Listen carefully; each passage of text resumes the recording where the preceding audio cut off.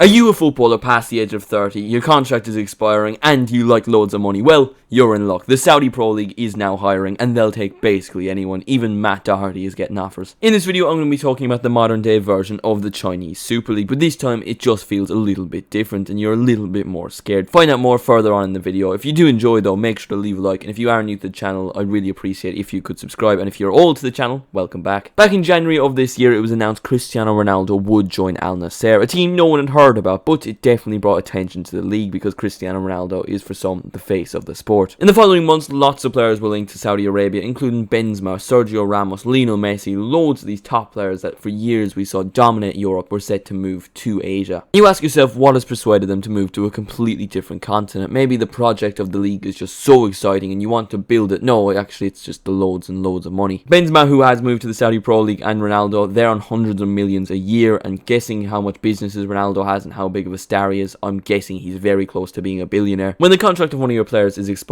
and a big club comes in with loads of money, it's going to be hard for a club to retain their player. Frustrating for most clubs across Europe with this new Saudi Pro League. Not for Chelsea though, who spent loads of money and are now just shipping off all their deadwood to Saudi Arabia, including Koulibaly, Edouard Mendy, Hakim Ziyech. But that is the thing with the Saudi Pro League. For the most part, it's been big players that are at the end of their career and just want a big payday, or deadwood that are past it and just aren't as good enough, so they're also looking for a payday. The transfer that really concerned me is Ruben Neves to Al Hilal. Wolves have received a big money fee, they won't feel too hard done by, but Ruben Neves is a player that's yet to hit his prime, and he's a very talented footballer. He's shown that for Wolves for years, been one of their best players consistently for season in, season out. That transfer is basically done. That is scary. This one is more of a rumour, nothing is done yet. There's apparently offers in, but Bernardo Silva to the Saudi Pro League, now that is a concerning one, because that is a world-class footballer in his peak years. If he were to move to Saudi Pro League, that's really a serious signing. That's bigger than Ronaldo. Ronaldo commercially, obviously, it's massive. It's Cristiano Ronaldo. It's a huge name, but we all knew he was past it. He was past his best. Still a good player. He still could offer Europe something, but he wasn't the peak Cristiano Ronaldo. Benzema was just about peaking last season. He was absolutely brilliant. Suffered with injuries this season. He was good though. But Bernardo Silva is a player that is currently in his peak. No, you know what? He could probably get better. So for them to bring Bernardo Silva from Europe in a team that's just won the Champions League over to Saudi Arabia in his prime, that is a statement signing. The Saudi Pro League is also exploring the idea of signing players like Callum Hudson-Odoi, Thomas Partey and Romelu Lukaku, so there is still big transfers yet to be had. 4 teams in Saudi Arabia are owned by the Public Invest Fund. That is Al Nassr, Al Ittihad, Al Hilal and Al Ilahi. Those are the 4 teams you've probably heard the most associated with lots of big transfers. The Public Investment Fund also owns Newcastle. The idea of bringing lots of big players, big stars over to the league so people will watch it, in theory that works, but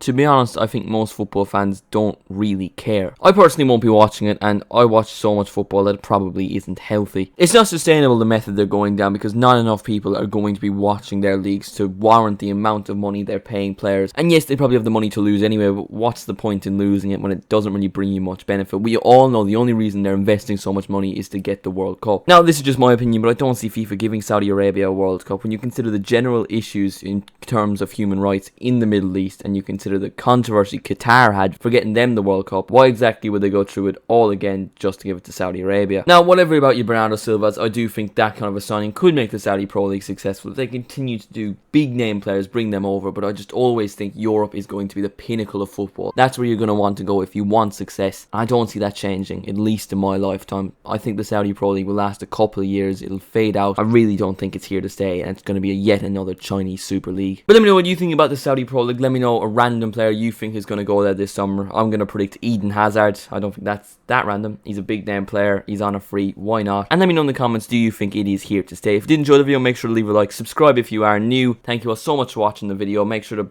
become a member if you want to support the channel that extra bit more. And I'll see you in the next one.